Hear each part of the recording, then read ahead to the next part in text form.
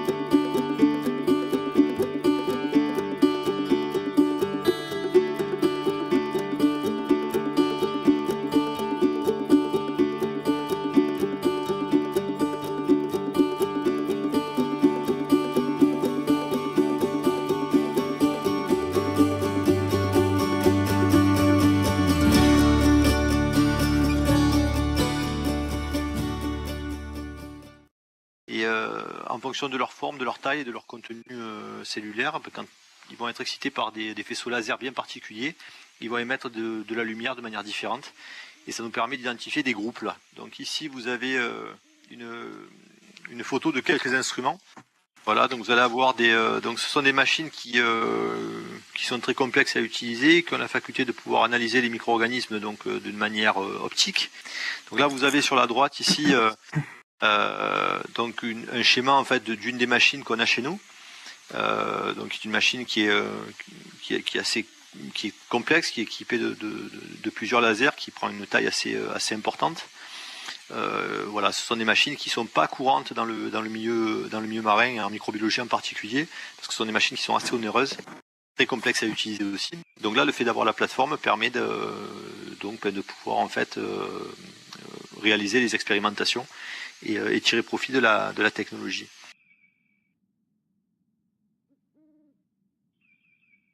Vous avez en bas à gauche un instrument qui ressemble à une espèce de couscoussière. C'est son petit nom en fait au laboratoire. Donc ça c'est un cytomètre très particulier, c'est un cytomètre qu'on peut déployer in situ, c'est-à-dire qu'on peut mettre dans la mer. C'est-à-dire qu'au lieu de mettre l'échantillon dans le cytomètre, là on met l'instrument dans la mer en fait, on met l'instrument dans l'échantillon. Et c'est des instruments qui sont automatisés, qu'on peut installer sur pas mal de plateformes, des bouées, des bateaux, on peut les amener sur le terrain. Et c'est des instruments qui sont complètement automatisés, on les pilote à distance. Ça nous permet de les avoir n'importe où, placés, on peut les mettre dans le monde entier. On a des connexions de satellites et on peut les piloter depuis le laboratoire comme si on était devant la machine. Enfin, on voit le laser qui a été schématisé ici, là, qu'on voit derrière en rouge, là, qui monte au plafond. Ça schématise en fait le transfert de données. Vous avez une vue schématique, des représentations avec des graphiques de points, voilà, sur lesquels on aura un peu plus l'impression de rentrer un peu dans les données. Donc ça, c'est un truc qui peut être intéressant et assez ludique, et puis montrer aussi la complexité, le côté multivarié. Donc voilà, de nombreuses particules analysées, de nombreuses variables mesurées simultanément. Donc c'est censé représenter un peu les images que vous avez là sur la droite. Donc après l'autre aspect qu'on a aussi, c'est un aspect visuel qui en fait va être ici pour montrer le côté un peu visuel des bestioles sur lesquelles on travaille. Une des premières questions que je me posais, c'est est-ce que l'outil peut être utilisé seul pour visualiser les ressources qui sont présentées, ou bien est-ce qu'il faut nécessairement que ce soit avec plusieurs personnes? Je pense que c'est bien d'avoir les deux et d'avoir la possibilité de certaines personnes de peut-être pouvoir discuter avec une personne concrètement, et puis après peut-être revenir par elle-même et aller peut-être se focaliser sur certains endroits particuliers où elle aura des questions, et avec des supports qui seront mis à disposition, que ce soit des vidéos, que ce soit des textes ou de l'audio en fait qui raconte une histoire. Moi je pense que les deux sont vachement intéressants en fait, parce que on n'a pas tous la même perception et la même relation à l'image ou au texte ou à la voix, les personnes auditives ou visuelles. Donc je pense que les deux sont bien. Évidemment, je pense qu'à un moment donné, enfin, il faut qu'il y ait un contact, et c'est justement ça qui est assez ludique, d'avoir cette capacité de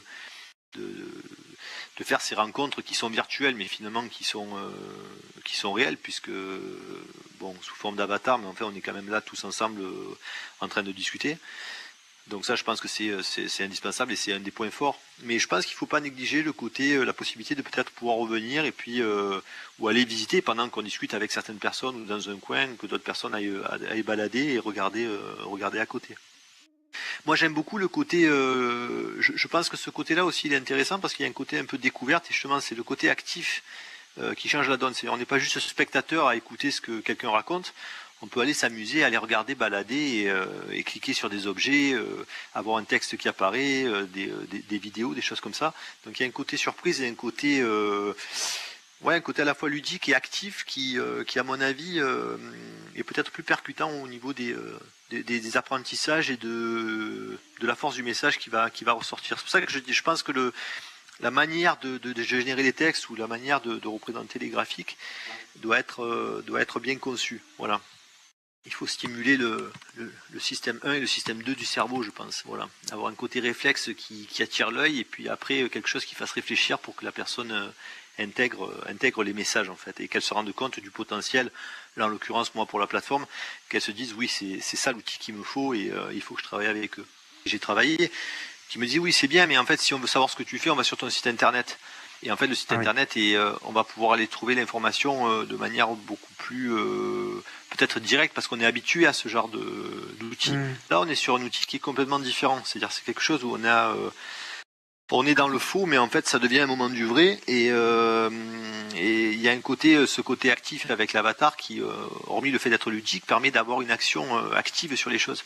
Et donc, je pense que le côté muséographie, oui, il est indiscutable. Il aurait du potentiel pour montrer, par exemple, l'évolution de la technologie, l'histoire de la technologie, l'évolution de la plateforme, ce genre de choses-là, voilà, qui serait plus dans le récit et le vécu. Donc moi je trouve qu'il y a la première chose quand j'ai vu la plateforme comme ça, je me suis dit ça doit être génial pour les enseignements de peut-être arriver en combinant mais en faisant les choses de manière très pertinente de pouvoir avoir la possibilité de transmettre de transmettre l'information, de pouvoir faire des choses qui sont vraiment intéressantes. Après, il faut pas rentrer. Le problème, c'est qu'il y a un côté aussi spectaculaire, voilà, il faut qu'il y ait un juste milieu. Il faut pas qu'on reste dans le truc en disant c'est amusant et des choses qui tournent et des choses. Voilà, il faut qu'il y ait un côté qui soit, à mon avis, très appliqué. Mais le côté historique, le côté raconter une histoire, oui, là je pense qu'on a vraiment un outil qui peut être très performant. Voilà, ça permet de vraiment voir comment ça se passe en temps réel avec des vraies personnes et c'est vrai que c'est vraiment assez surprenant. Ouais. Moi je trouve que c'est vraiment un outil intéressant et prometteur, je pense. La présence des avatars, effectivement, ça change le rapport de celui qui visite. Là j'étais en Chine, je reviens de Chine. Voilà, j'adore parce qu'il y a un côté complètement perdu. On découvre tout, on s'ébaille d'un tas de choses. Et là c'est exactement ça. On voit ce bâtiment-là, on voit cette plateforme avec des tas de choses à droite et à gauche. On a envie d'aller voir quoi. Voilà. Et là ce qui me manque pour l'instant, c'est, je dirais, c'est ce côté un peu dynamique qui ferait que il y aurait quelque chose où on vous demanderait de manipuler, de préparer. Voilà, ce genre de choses-là, je pense que ça serait vraiment fort quoi. Oui, moi j'aime bien. J'avoue que c'est quelque chose qui me plaît bien comme ça, quoi, d'avoir cette capacité d'avoir des décors, d'avoir quelque chose qui est quand même sympa. Voilà, c'est pas quelque chose qui est complètement froid et quand on sort dans l'île, on voit la mer, on voit les végétaux. Enfin, c'est schématisé évidemment, mais ça donne quand même une consistance et moi j'aime bien. Et j'avoue que je préfère comme ça que si c'était trop réel. Je suis d'accord.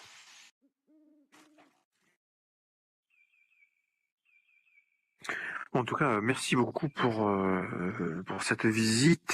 Merci à vous, oui. Merci à vous aussi. Merci. Faire des statistiques et puis tester des hypothèses de recherche. Voilà, je suis moins spécialiste de ces recherches puisque à part les caméras, il n'y a pas d'autre équipement qui est utilisé, donc je suis rarement sur le terrain pour accompagner ce type de projet, donc je pourrais malheureusement pas vous en dire beaucoup plus. Mais vous avez l'idée essentielle qui sont des expériences de groupe pour étudier les interactions